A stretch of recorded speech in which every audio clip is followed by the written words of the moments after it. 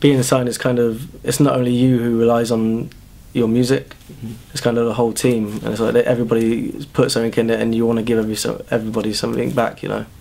So it's just, I don't know, it's a bit of a relief to get signed and knowing that you've got this team behind you, but then it also adds to the pressure. It's kind of, okay, now it's time to work.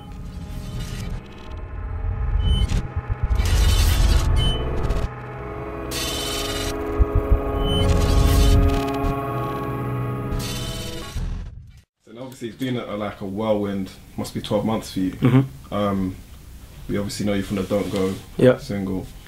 How did that come about? Were you approached to be on the song? Like, how did that whole track come together?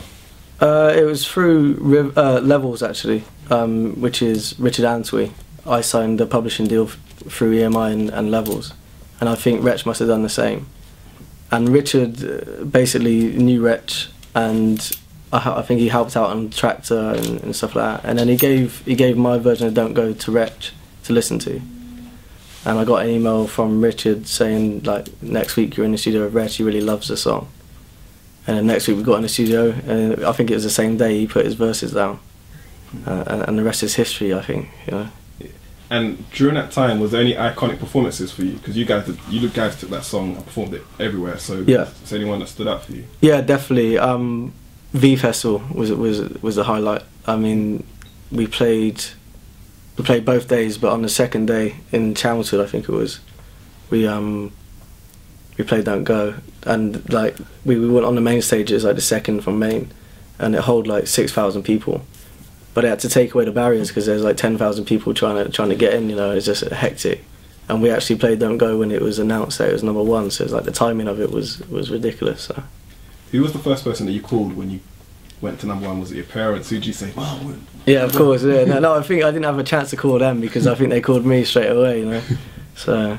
But yeah, my dad's like been really supportive. So it's kind of nice to speak to him on the phone. I was actually in the tour bus on the way back listening to Reggie Yates on the radio. So. Yeah.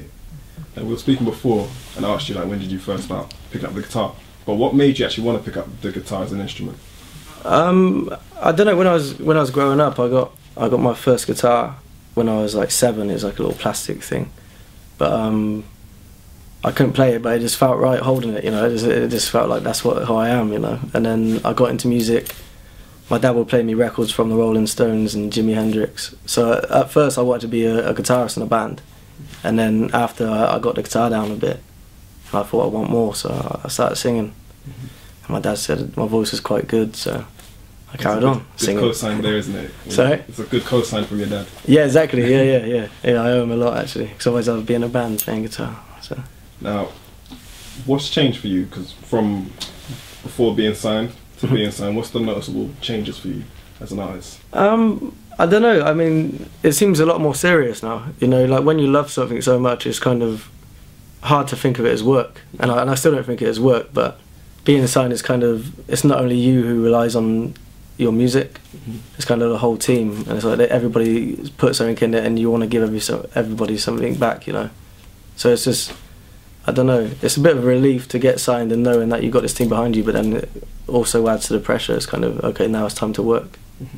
And then how do you keep up with all the Twitter followers? Because I know before "Don't Go." Yeah, no, it wasn't looking too good then, was it? On a few, was it like 700-800? Yeah, 700-800. And now you're on, what is it, like 40, how many thousand? Yeah, 14,000. Yeah, so how do you keep up with all the social media aspect of things? I hire people. Yeah,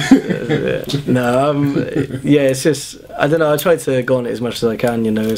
I mean, I don't think it takes a lot to tell people what you're up to, and it's good that people are interested, so I'm more than happy to do that.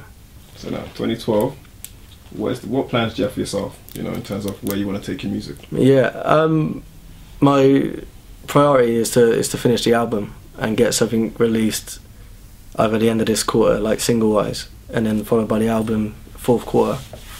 So yeah, that's my focus, and then once the album's finished, I just want to get out and play as many live shows physically possible. So. You're writing. When you write, tell me about your process, because some people actually are in the studio or they create the instrumentation first. How do you go about creating your lyrics? To me, it varies. I mean, when I was in Swindon and I was writing for myself and I was writing on my own, it was kind of, I had this set thing where I would put down a tune, some guitar, and then I would start singing over it and see what come out. But now it's kind of, and it was either good or it was really bad, so that's the way I went. But since being in London, I've met different songwriters, I've been working with different people, and it just varies. I mean, sometimes I go in the studio and there's a beat playing and I write to that. Sometimes I got a lyric and I put the music to that, so it's different. Yeah, we had a couple of A&R meetings before, and we kind of got some, I wouldn't say harsh kind of criticism, but we got good criticism, because since then I turned around and then 4 months later I got assigned to Sony.